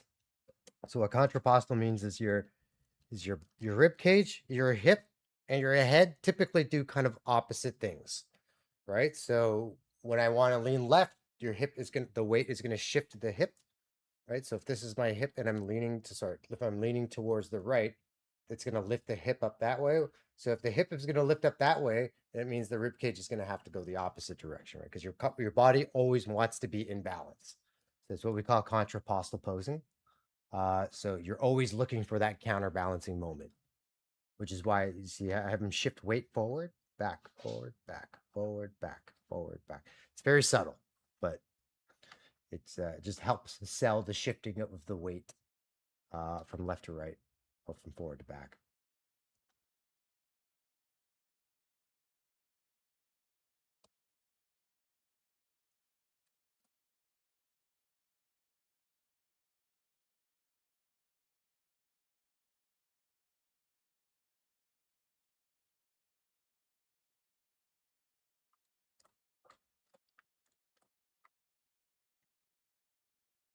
Are you thinking like a much further, like is the back leg crosses further away? The only reason I'm not doing that is because in order for that pose to feel natural, I have to turn the entire body, right? So if you think about, I'm gonna stand it for a second. So if I'm gonna take a step, my natural position, my fighting position is like this. So if I take a really wide step, you see how my body has to turn in order to that. So you don't want your shoulders suddenly to start get your back to start facing your target, right? So it's more you always want to face your target, so your little steps, right? It's kind of like little steps pacing around. We can add a little bit of speed to it, so you can make it a little bit faster, but I always want to be nice and contained so that I can explode out of the that pose. Once we connect all the pieces, it starts to make a little bit more sense. It's like looking at this thing in a bit of a vacuum right now. And it's just like, well, I could on its own for sure. We could strengthen it a lot by making everything a little bit wider. But I also have to remember that every pose has to work with the next piece of animation, right? So um, if I want him in a really, really squatted position, I really need to then permeate that through all the other bits of animation too. Yeah, you can rotate your chest, but your chest really only wants to rotate about 45 degrees away from your pelvis. You get about maximum. You never any additional roll in the shoulders, you get 90 degrees is because it's your clavicle, all those bones and muscles can squish into your chest, right? So you can feel your pectoral muscle like squash in because your shoulder has a lot of roll in it, right? And then so you get about 45 degrees with your rib cage, and that's about it. So anything else past that, it has to be done from the hip, right? Same thing is like with the arm. I can only go about 90 degrees here before my clavicle ends up taking over and doing the rest of the lift. Right? There's these limitations we got to find in the body, and if we push it too far, because I'm not going for a super cartoony style, I want the style of animation to be a little more grounded.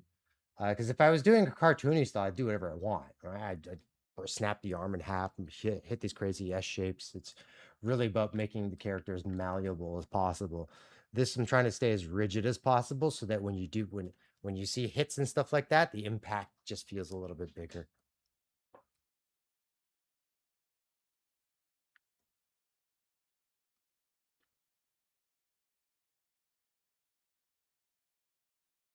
Yeah, if anything, I probably want to push this pose like almost like lean him a little bit more that way.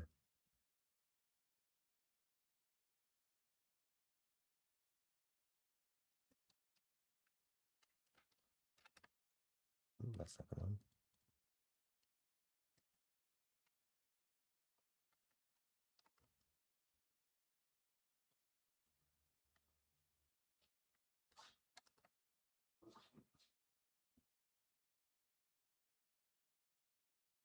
That's too much.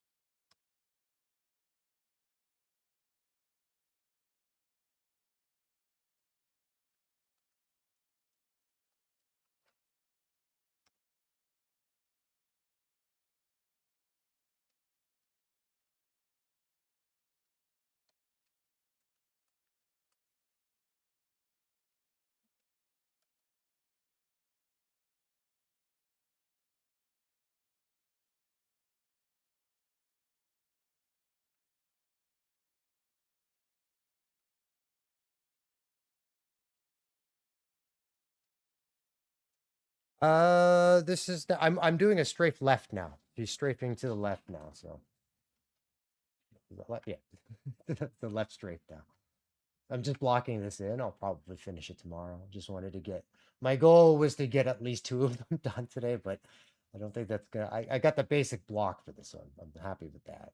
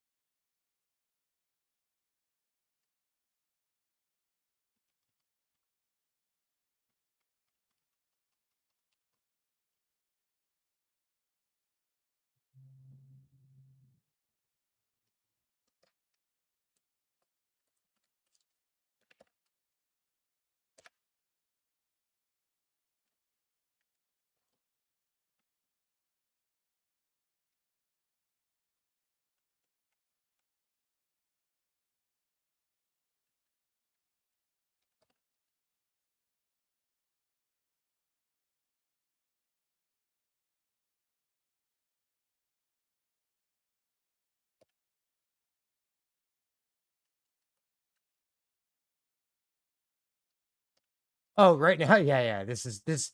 It's very stiff right now. I have not even touched the arms yet on this one.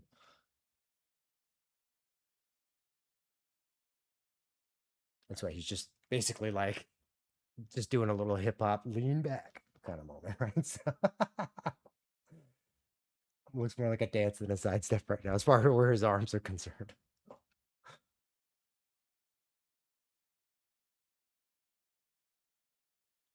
Yeah, he's definitely gonna hold it. It's got to be a little bit loose because I'm gonna blend in the block animation afterwards. So when he blocks, he's gonna bring the shield right up against him, right? So this one I need and I need that shape change in order to communicate to the player that he's in block mode. So when he's just walking, it's the shield will be a little bit lower, and then when you if he's walking and got the shield block active, that's when we bring the shield right up against him.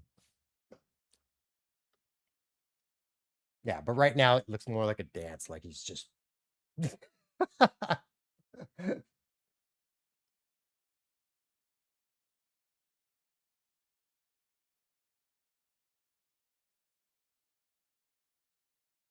yeah, it's definitely. Yeah, he's not going to be twisting as much on this one. It's the shield pose will be more in here, and it'll kind of just bounce a little bit as opposed to like lead any of the action, right, or rotate out. It's a very unnatural direction to turn when you're right, when your left or your forward leg is across your body. So yeah, you're right. The arms, I'm gonna stiffen up the arm and basically just keep it into this position, and then when he raises his shield, the shoulder comes up and the forearm goes up.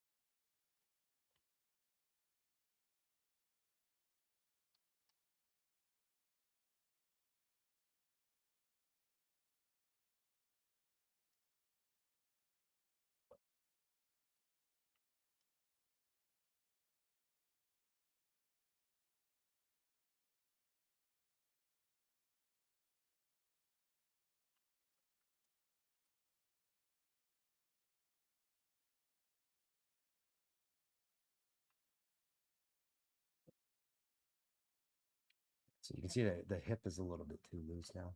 See it? He's almost like salsa dancing inside you. Like Shakira doing a sidestep.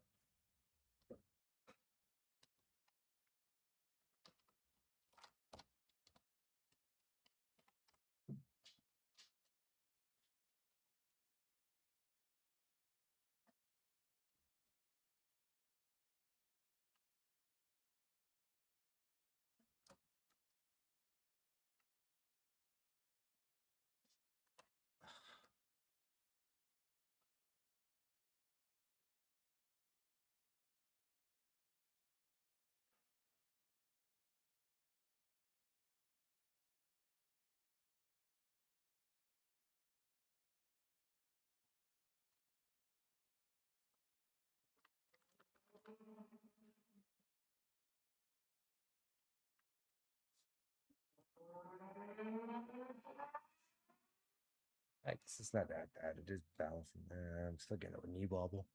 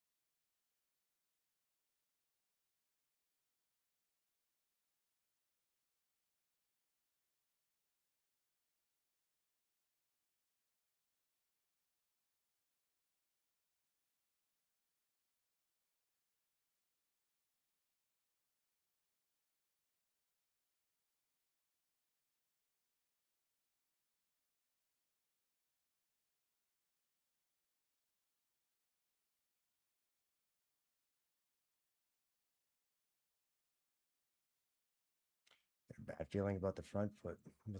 What's giving you a bad feeling about it?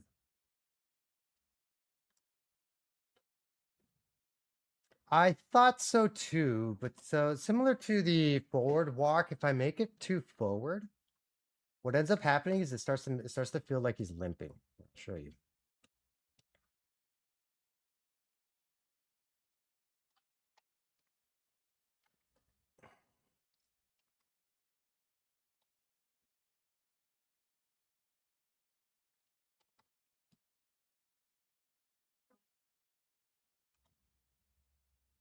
Actually, this isn't too bad.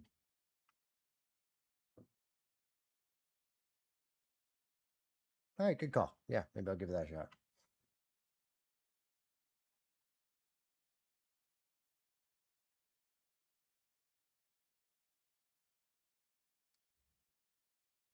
Good call, bud.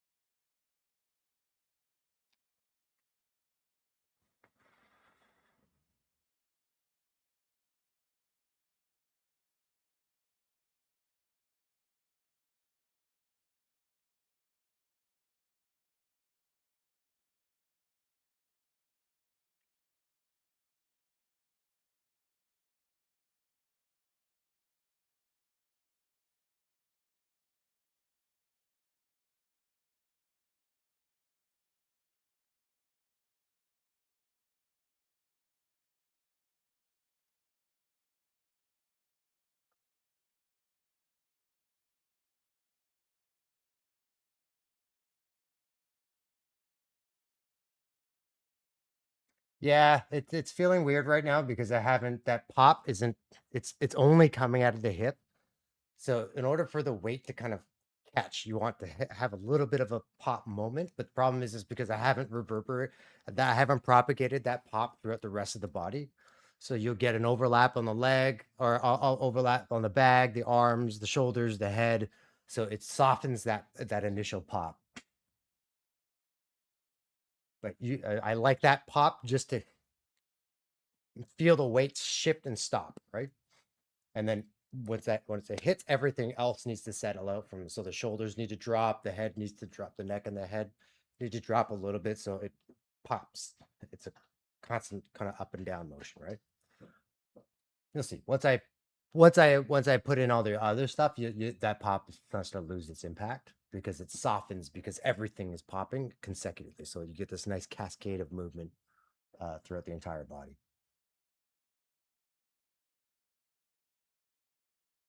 But you might be right too. It might be a matter of just toning it down afterwards. But right now I like to see it just because I want to know that's a weight shift moment. It's a big weight shift moment, right?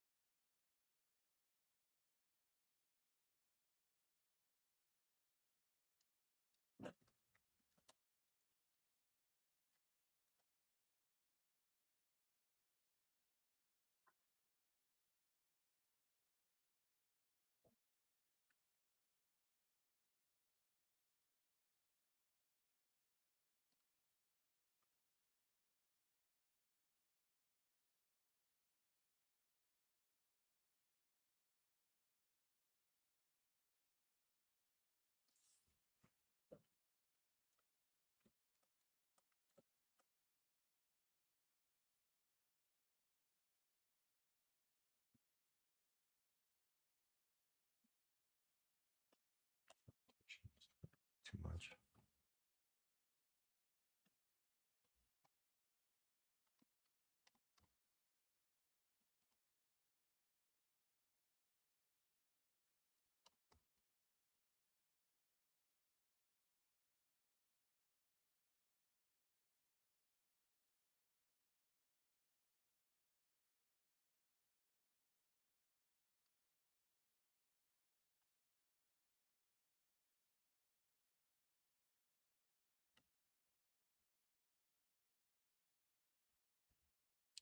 I wonder if I could just reverse the legs for the right step straight.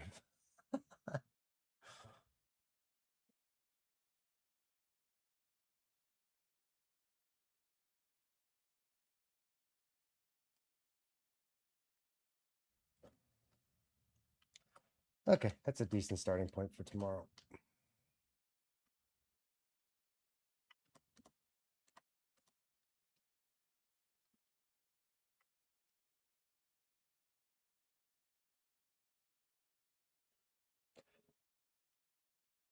Unfortunately, that's gonna mirror the entire body too. So he's gonna go the opposite direction. What I want to do is have him. It's almost a forward walk. So I might be able to reverse the legs, just by setting up some. I have to rote basically. It's not really mirroring. It's reversing the movement. right? Because if you mirror it, then it looks like it's walking backward in this direction. So it doesn't quite work out just by simple mirroring. Uh, but it's almost like that. Probably not. I'll know.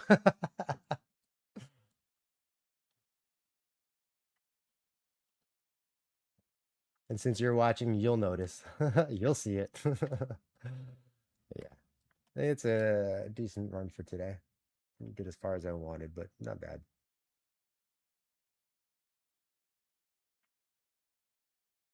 It's okay. It'll be a good start for tomorrow. So, all right, that's it for the day.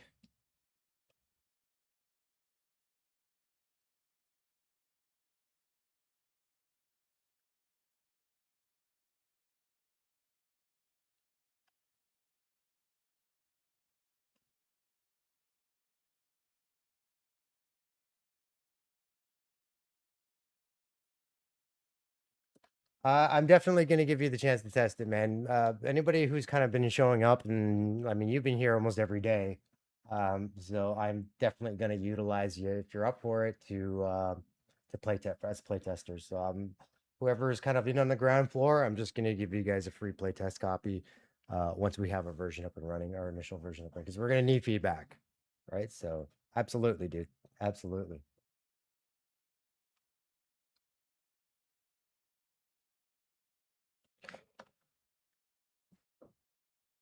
Yeah, everybody, yeah, I'm gonna need people to play the game before we do any sort of early access launch, just because I need to make sure the game is at least engaging first and foremost. So, ha,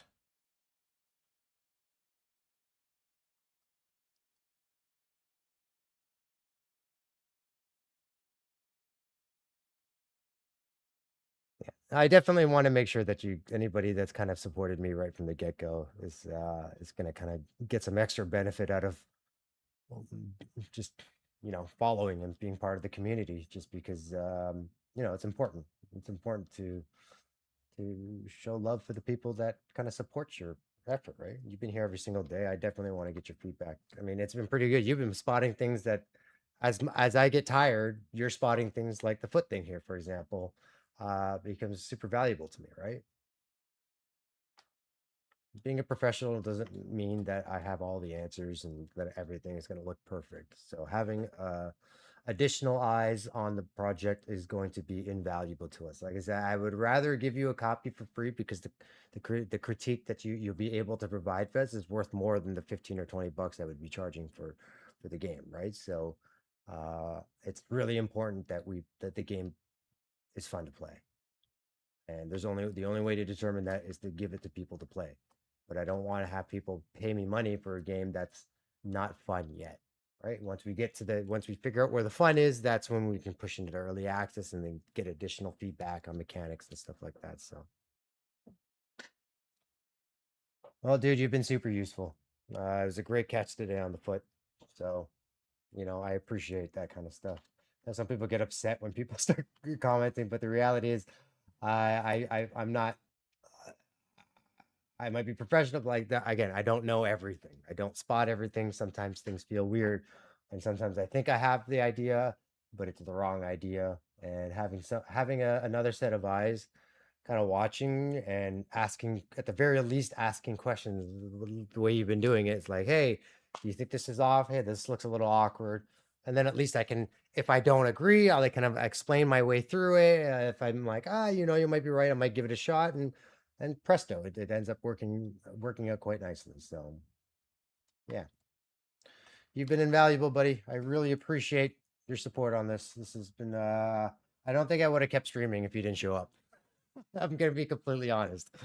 If I went 3 weeks with nobody, um, I probably would have just like, okay, maybe I'll just try making videos again or something like that. But I feel like the whole streaming thing is kind of working out quite nicely. And I'm still getting views. I'm probably still gonna try some videos later on. Um, but yeah, no, I've been having fun with this, so I appreciate all the feedback you've been giving me, dude. Thank you, sir. All right, dude. I'm gonna call it a day today. But yeah, as usual, I'll be on again tomorrow. Hopefully, I'll get some to work on the short film again this weekend. So, uh, thanks for tuning in, dude. I'll see you tomorrow. Hopefully. Cheers, bud.